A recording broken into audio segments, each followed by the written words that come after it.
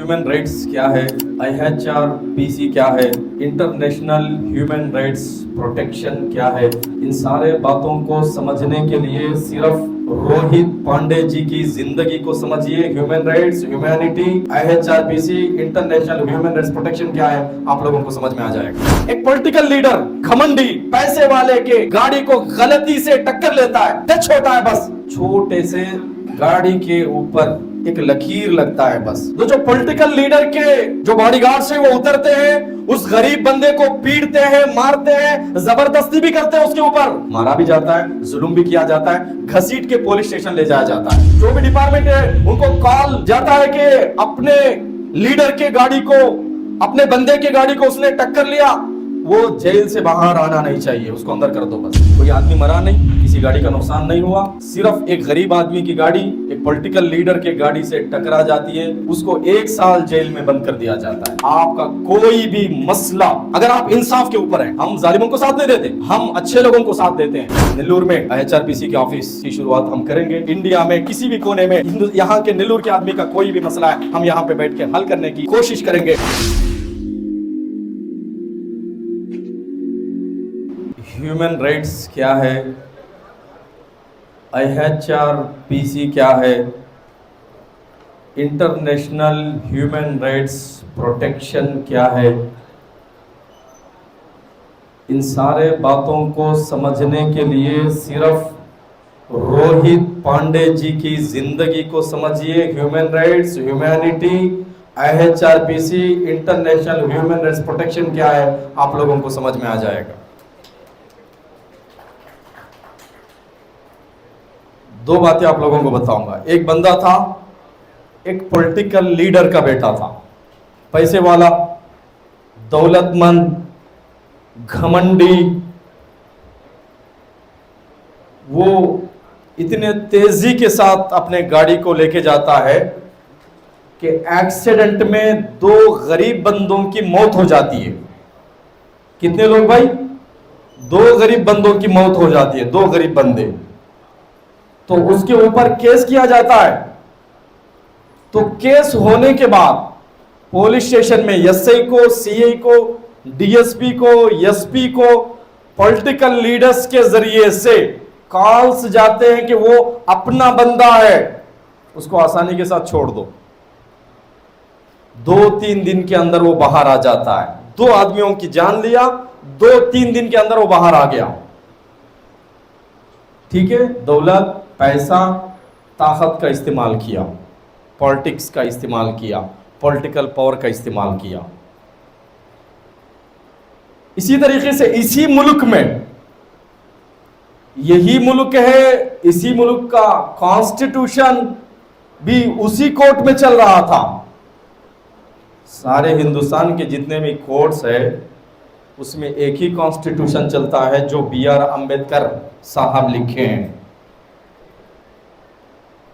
एक गरीब आदमी रोजाना 500-600 रुपया कमाने वाला मजदूर आदमी मोटरसाइकिल के जरिए से रास्ते में गुजरता है। एक पॉलिटिकल लीडर घमंडी पैसे वाले के गाड़ी को गलती से टक्कर लेता है, टच होता है, बस छोटे से गाड़ी के ऊपर एक लकीर लगता है, बस स्क्रैचेस जो बोलते हैं ना, छोटे से। तो जो पॉलिटिकल लीडर के जो बॉडीगार्ड से वो उतरते हैं, उस गरीब बंदे को पीटते हैं, मारते हैं, जबरदस्ती भी करते हैं उसके ऊपर। हालांकि मारने का अधिकार किसी को भी नहीं है। कंप्लेंट करना है तो पुलिस स्टेशन में जाके कंप्लेंट करना है। मारा भी जाता है, जुल्म भी किया जाता है, घसीट के पुलिस स्टेशन ले जाया जाता है। और DSP सर को, वहां के CI सर को, जो भी डिपार्टमेंट है, उनको कॉल जाता है कि अपने लीडर के गाड़ी को, अपने बंदे के गाड़ी को उसने टक्कर लिया, वो जेल से बाहर आना नहीं चाहिए, उसको अंदर कर दो बस।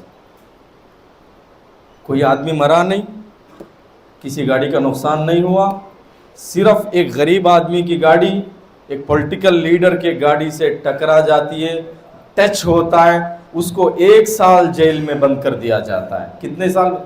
1 साल। 1 साल तक वो जेल में सड़ता है। एडवोकेट्स, लायर्स, छोटे छोटे लीडर सब कोशिश करते उसको बाहर लाने की, मगर वो बाहर नहीं आता। उस एक साल के अंदर गम में, सोच में, परेशानी में उसके बाप का भी इंतकाल हो जाता है। ह्यूमन राइट्स क्या है आप लोगों को मैं बता रहा हूं, गौर से सुनिए। एक साल के अंदर उसके बाबा का भी इंतकाल हो गया। एक साल के बाद कोई बंदा उसके रिश्तेदारों से कहता है कि human rights, international human rights protection commission एक ऑर्गेनाइजेशन है, एक एनजीओ है, मिनिस्टर ऑफ नीति आयोग है, यूनाइटेड नेशन से कोलैबोरेट है, ऐक्य राज्य समिति से कोलैबोरेट है, यूरोपियन कमीशन से भी कोलैबोरेट है, जिसके बहुत अच्छे एडवोकेट्स है, रोहित पांडे साहब जिसके सुप्रीम कोर्ट सेक्रेटरी भी जिसके मेंबर है, प्रिंसिपल सेक्रेटरी है। इतना बड़ा ऑर्गेनाइजेशन है, तुम्हारे इंसाफ के लिए लायर्स मेहनत कर रहे हैं, लायर्स कोशिश कर रहे हैं, तुम्हारा पैसा बर्बाद हुआ। एक साल से कोई तुम्हारे बंदे की गलती नहीं थी, जेल से बाहर नहीं आया, ह्यूमन राइट्स के पास जाओ, अपना कंप्लेंट दर्ज करवाओ। कंप्लेंट दर्ज हुआ, ह्यूमन राइट्स ऑफिस से एक कॉल रोहित पांडे सर को जाता है, कोई पैसा खर्चा नहीं। एक साल से जो जेल में सड़ रहा था उसके बाप का भी इंतकाल हो गया दर्द में। रोहित पांडे साहब उस केस के अंदर एंटर होते हैं जो एक साल से केस चल रहा था, एक वीक 1 वीक के अंदर वो बंदा बाहर आ जाता है। ये ह्यूमन राइट्स की ताकत है, ह्यूमन राइट्स की ये ताकत है। सारे पुलिस स्टेशन में लोग जाते हैं इंसाफ के लिए, लीडर्स के पास जाते हैं इंसाफ के लिए, एमएलए साहब के पास जाते हैं इंसाफ के लिए, एमपी साहब के पास जाते हैं इंसाफ के लिए। किसी गरीब बंदे की जमीन को एमपी कब्जा करे, एमएलए कब्जा करे, कलेक्टर उसके ऊपर दस्तखत कर दे, डीआरओ डिस्ट्रिक्ट रेवेन्यू ऑफिसर जो फेक कागजात जमीन के बनाकर पॉलिटिकल लीडर्स को दे दे, और इसी तरीके से जो एमआरओ से वो भी पॉलिटिकल लीडर्स का, पैसे वालों का सपोर्ट कर कर गरीबों की जमीन को कब्जा कर दे। उन जमीनों को उन जालिमों के कब्जों से छुड़ाने के लिए डिपार्टमेंट के पास जब इंसाफ न मिले, डिपार्टमेंट में जब बेईमानदारी हो, ऐसे डिपार्टमेंट वालों को सबक सिखाने के लिए रोहित पांडे साहब, एचएमडी मुजाहिद साहब ह्यूमन राइट्स जाकर वहां पे काम कर दिए। ह्यूमन राइट्स के जरिए से वहां पे गरीबों का काम होता है। ह्यूमन राइट्स क्या है? ह्यूमन राइट्स गरीबों के लिए आवाज उठाने की एक आवाज है। खुसूसन ह्यूमन राइट्स के बहुत सारे ऑर्गेनाइजेशंस हैं, कई ऑर्गेनाइजेशंस हैं और दूसरे भी है, सारे अपने अपने अंदाज में काम कर रहे हैं। मगर international human rights protection commission जो है, इतनी कम उम्र में हमारे रोहित पांडे साहब के आशीर्वाद से, उनके सपोर्ट से, एचएमडी मुजाहिद के नॉलेज से, ऐक्य राज्य समिति, यूनाइटेड नेशन, यूएन वो जो ऑर्गेनाइजेशन है उससे भी कोलैबोरेट हुआ है, यूरोपियन कमीशन से भी कोलैबोरेट हुआ है। हिंदुस्तान में एचआरपीसी ह्यूमन राइट्स के जितने भी ऑर्गेनाइजेशंस है उनमें और इसमें फर्क ये है, ये यूनाइटेड नेशन से टाइप है, यूरोपियन कमीशन से टाइप है, इंडियन गवर्नमेंट से भी रजिस्ट्रेशन है। सारे दुनिया के कोने कोने में, दुबई में, सऊदी में, कुवैत में, कतर में, अमेरिका में, लंदन में, दुनिया के किसी भी कंट्री में आपका मसला हो, एचआरपीसी ह्यूमन राइट प्रोटेक्शन कमीशन के मेंबर्स वहां मिलेंगे, आपके मसाइल वहां पे भी हल करवा सकेंगे। और एचआरपीसी की बात यह है कि ह्यूमन राइट्स क्या, जो कल हमारे सैयद समी हुसैनी साहब के पास भी कुछ पॉइंट्स मैं सीखता रहता हूँ। कल पूछा, साहब मैं इस्लामिक स्पीकर हूँ तो आप 2 घंटे 3 घंटे एक रात भी बोले, मैं इस पर बात कर सकता हूँ, मगर ह्यूमन राइट्स के सिलसिले में अवेयरनेस प्रोग्राम में क्या बात करूँ। समी साहब कल बोल रहे थे कि किसी कंट्री में अगर जंग हो रही हो, किसी कंट्री में अगर जंग हो रही है, लड़ाई छिड़ गई है, वहां पे इस कंट्री का कोई एमएलए एमपी कोई पहुंच नहीं सकता, जाके वहां पे बात नहीं कर सकता। किसी कंट्री में जंग हो रही है, उस कंट्री के ऊपर से फ्लाइट भी नहीं जा सकता, एरोप्लेन भी नहीं जा सकता, ईमान भी नहीं जा सकता, कोई गाड़ी भी नहीं जा सकती, कोई बंदा वहां पहुंच नहीं सकता, कोई अरबपति भी वहां पहुंच नहीं सकता। किसी कंट्री में अगर जंग हो रही है, ह्यूमन राइट्स का आदमी है, ह्यूमन राइट्स की आईडी है, ये अपने आईडी के जरिए से उस कंट्री में गरीबों की मदद के लिए, उनके हक के लिए, इंडिया से हो, दुनिया के किसी कोने से हो, ह्यूमन राइट्स के मेंबर वहां पहुंच सकते हैं, उन लोगों की आवाज के लिए आवाज उठा सकते हैं। ये ह्यूमन राइट्स है। ह्यूमन राइट्स क्या है? ह्यूमन राइट्स अभी लायरों के पास पैसा 50,000, 1 लाख, 2 लाख, 10,000, 10 साल से 15 साल से जिनके मसाइल हल नहीं हुए, मैं गारंटी के साथ कहता हूं आपका कोई भी मसला, अगर आप इंसाफ के ऊपर हैं, हम जालिमों को साथ नहीं देते, हम अच्छे लोगों को साथ देते हैं, हम कमजोरों का साथ देते हैं, हम बेईमानों का साथ नहीं देते, ईमानदारों का मसीहा जो रोहित पांडे सा रहे। मैं कहता हूं इंडिया में किसी भी कोर्ट में आप लोगों का केस अगर चल रहा है, आप मजलूम हैं, आप बेगुनाह हैं, आप कमजोर हैं, आप मासूम हैं, एक मर्तबा रोहित पांडे साहब से कांटेक्ट कर लीजिए। आपके इंडिया में किसी भी कोने का कोई भी मसला है, उनके सुप्रीम कोर्ट के कई 200 से ज्यादा एडवोकेट्स उनके स्टूडेंट से 8 मर्तबा सुप्रीम कोर्ट में हमारे रोहित पांडे जी इलेक्शन जीत चुके हैं। 8 टाइम्स, 8 मर्तबा, एक बार नहीं भाई, 8 मर्तबा सुप्रीम कोर्ट में इलेक्शन जीते हैं। 2 मर्तबा सुप्रीम कोर्ट बार एसोसिएशन के सेक्रेटरी रहे हैं। इतने बड़े आदमी हमारे एचआरपीसी के नेशनल चीफ जनरल सेक्रेटरी होने के ऊपर हम पूरी एचआरपीसी की टीम उनको सलाम करते हैं, उनकी इज्जत करते हैं। इसके ऊपर हम बहुत ही फख्र अदा करते हैं। और इम्तियाज़ भाई से भी मैं कहता हूं, जितने भी यहाँ नौजवान हैं, लोग कम आए ज़्यादा आए इसकी बात नहीं है। 1000 आदमी अगर प्रोग्राम में आए, उससे भी बेहतर है कि 10 आदमी दिल से मोहब्बत करने वाले अगर प्रोग्राम में आएंगे तो हमारा प्रोग्राम कामयाब हो गया।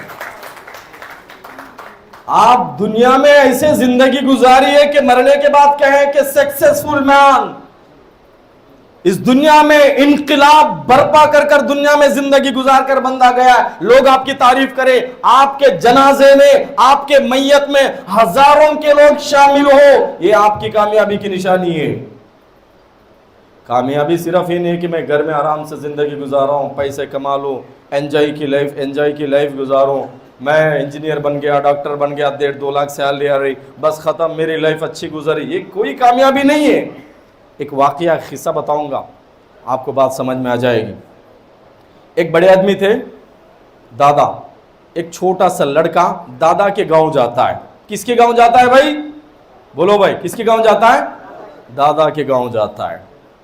सिटी में जिंदगी गुजार रहे थे, दादा के गांव गया तो दादा से बातचीत में पूछा कि दादा दादा मैं सक्सेसफुल मैन बनना चाहता हूं, बहुत बड़ा आदमी बनना चाहता हूं, तो कोई बात बताइए ना कि मैं कैसे बड़ा आदमी बन सकता हूं, सक्सेसफुल मैन बन सकता हूं। दादा उस बंदे को एक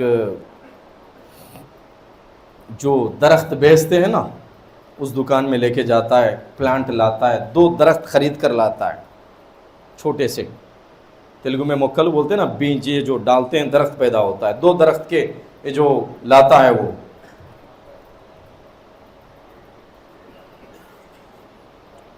जब बच्चे से पूछता है कि बेटा एक घर के अंदर रख दो, एक घर के बाहर रख दो, आप बोर तो नहीं हो रहे ना भाई, एक घर के अंदर रख दो, एक घर के बाहर रख दो, धूप में रख दो। तो बच्चा जो है एक घर के अंदर रखता है, एक दरख्त जो है घर के बाहर रखता है, प्लांट घर के अंदर एक लगाता है, एक घर के बाहर लगाता है।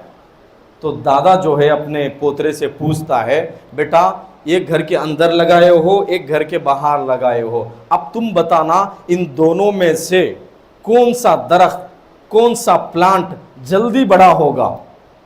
आप बताओ भाई, कौन सा जल्दी बड़ा होगा? भाई एक घर के अंदर है, एक घर के बाहर है, कौन सा बड़ा होगा? ठीक है, मासूम बच्चा था, उसको नहीं पता था, उसने कहा दादाजी घर के अंदर जो है वो सेफ है, उसके ऊपर ना धूप गिरता है, ना बारिश गिरता है, ना छांव लगता है, ना धूप के किरणें लगते हैं, ना जानवर उसको खाते हैं, घर के अंदर का जो है वो जल्दी बड़ा होगा। तो फिर गांव चला जाता है, उसको जवाब नहीं मिलता। 4 साल के बाद फिर बच्चा आता है, जब 16 साल का हो गया, पूछता है कि दादा मेरे बचपन में तुमसे मैंने पूछा था कि मैं कामयाब होना चाहता हूं, सक्सेसफुल मैन बनना चाहता हूं, कामयाब होने के लिए, सक्सेसफुल मैन बनने के लिए क्या करूं? आपने जवाब नहीं दिया। तो दादा जो है अपने पोतरे को फिर से कहता है कि बेटा जो दरख्त जो प्लांट तुम लगाए थे घर के अंदर एक बाहर एक, इन दोनों को जाओ चेक करो और बताओ कि कौन सा बड़ा है। तो घर के अंदर का प्लांट देखता है तो छोटा है, छोटा थोड़ा बड़ा हुआ है। घर के बाहर का देखता है तो बहुत बड़ा हो गया, छांव भी दे रहा है, फल भी दे रहा है, फूल भी दे रहा है, पत्ते भी बढ़ गए, लोगों को छांव भी दे रहा है। ताज्जुब करता है कि दादा ये क्या बात है, मैं सोच रहा था कि घर के अंदर का जल्दी बड़ा होगा, घर के बाहर का जल्दी बड़ा हो गया। तो दादा कहता है, पोते मेरे बच्चे, इसी में तेरे सवाल का जवाब है। कैसे?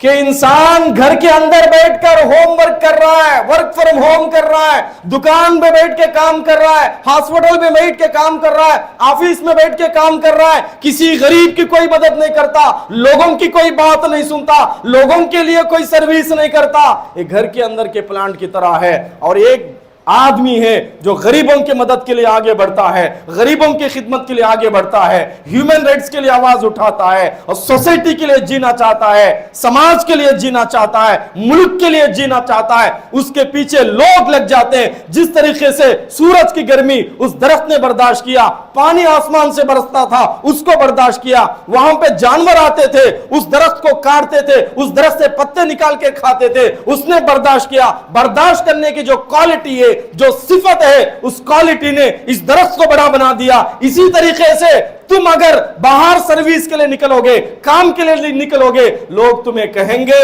अरे बड़ा निकला है काम करने के लिए। तुम्हारे पीछे बुराई करने वाले निकलेंगे, तुम्हारे पीछे गिबत करने वाले निकलेंगे, तुम्हारे ऊपर पत्थर मारने वाले निकलेंगे, तुम्हारे ऊपर जलने वाले निकलेंगे। मगर इस जलन को तुम जब बर्दाश्त करोगे, लोगों के गालियों को बर्दाश्त करोगे, लोगों के ताने को बर्दाश्त करोगे, लोगों के बातों को जब तुम बर्दाश्त करोगे, ये जो बर्दाश्त करने की क्वालिटी, जो सिफत है, ये तुम्हें बड़ा इंसान बना देगी, तुम्हें सक्सेसफुल मैन बना देगी। तो सर्विस जो भी कर रहे हैं, सर्विस के लिए आगे निकलो, यही असल जिंदगी है। 1000 आदमी है किसी गांव में, किसी एरिया में, किसी मोहल्ले में, तो 1000 आदमियों में से पूरे लोग आपसे मोहब्बत नहीं करेंगे। आपसे मोहब्बत आपकी बीवी करे, बच्चे करे, बहुत काफी है। आप अच्छे काम करने के लिए निकलेंगे, 1000 आदमियों में से 900 आदमी आपकी बुराई करेंगे। अच्छा दिल रखने वाले आपका सपोर्ट करेंगे। 900 लोगों को लात मार दो, 100 आदमी जो आपसे मोहब्बत करते हैं उनको सीने से लगाओ, सर्विस करने के लिए निकलो, आपकी जिंदगी कामयाब हो जाएगी। जो लोग 900 लोग आपकी बुराई बयान करते हैं, उन लोगों को जहन से निकाल दो, आपकी जिंदगी कामयाब बन जाएगी। नेल्लूर में IHRBC के ऑफिस की शुरुआत हम करेंगे। इम्तियाज़ भाई से मैं रिक्वेस्ट करता हूँ आप इसमें सर्विस में आगे बढ़िए। सैयद समी हुसैनी साहब भी आपका साथ देंगे, हयात बाबा साहब भी आपका साथ देंगे। यहाँ पे जितने लोग बैठे आपसे मोहब्बत करने वाले सारे भाई आपका साथ देंगे, रसूल भाई आपका साथ देंगे। इंशाल्लाह IHRBC का 15 दिन में एक मरतबा एक एडवोकेट को वहाँ बिठाएंगे, लोगों के केसेस लेंगे और सार का आशीर्वाद हम पे रहेगा, सार का सपोर्ट रहेगा। इंडिया में किसी भी कोने में यहाँ के नेल्लूर के आदमी का कोई भी मसला है, हम यहाँ पे बैठ के हल करने की कोशिश करेंगे। अस्सलामु अलैकुम वरहमतुल्लाहि वबरकातुहू।